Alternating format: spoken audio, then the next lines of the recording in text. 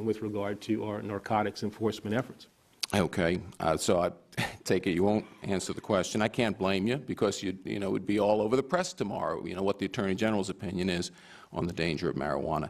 Let me just talk very briefly about two other issues. Very briefly, the $182 million in the initiative to reduce gun violence. In your testimony, you say I'm not certain that's where it comes from. There are grants to, quote, encourage development of innovative gun safety technology. Is that part of that pot of $182 million? I believe it is. Okay. It also says that the other parts of your testimony, the budget requests $147 million to help state and local governments continue to implement the administration's proposals for increasing firearms safety. That's separate, I take it. I'm not sure exactly how it is, constructed, but if you could get back to me about that. So what those grants to encourage the development of innovative gun safety technology? Where do they come from? Where do they go to?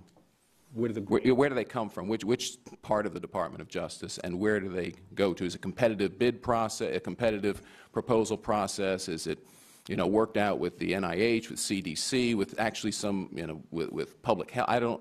Is it mechanical issues studies? I don't understand what the money's spent for. Well, I mean, I think that one of the things that we learned when we were trying to get past those common sense reforms last year, Vice President Biden and I had a meeting with a group of technology people and talked about how guns can be made more safe by making them either through fingerprint identification, the gun talks to a bracelet or something that you might wear, how guns can be used only by the person who is lawfully in possession of the weapon.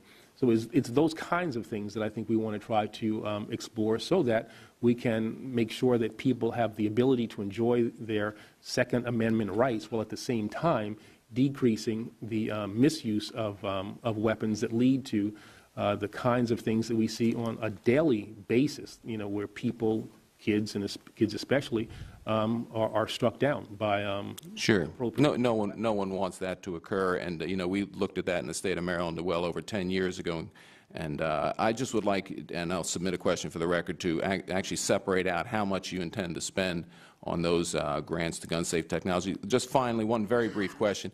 You asked for an increase in federal civil rights enforcement